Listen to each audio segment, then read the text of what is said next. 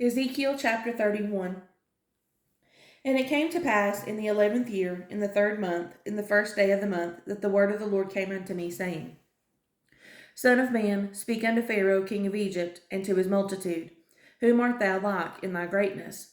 Behold, the Assyrian was a cedar in Lebanon with fair branches, and with a shadowing shroud, and of an high stature, and his top was among the thick boughs. The waters made him great, the deep set him up on high with her rivers running round about his plants, and sent out her little rivers unto all the trees of the field. Therefore his height was exalted above all the trees of the field, and his boughs were multiplied, and his branches became long because of the multitude of waters when he shot forth.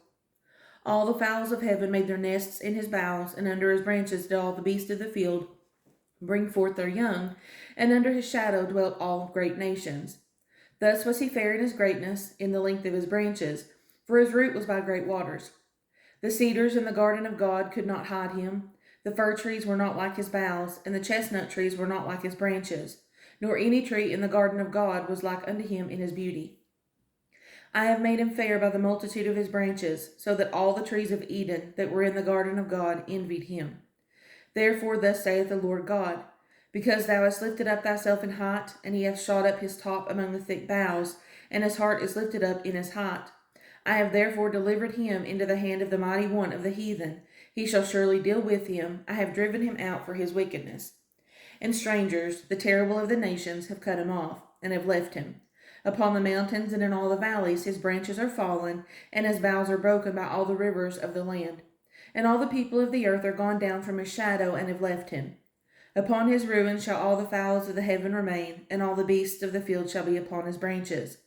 To the end that none of all the trees by the waters exalt themselves for their height, neither shoot up their top among the thick boughs, neither their trees stand up in their height, all that drink water, for they are all delivered unto death, to the nether parts of the earth, in the midst of the children of men, with them that go down to the pit. Thus saith the Lord God, In the day when he went down to the grave, I caused a mourning. I covered the deep for him, and I restrained the floods thereof, and the great waters were stayed. And I caused Lebanon to mourn for him, and all the trees of the field fainted for him.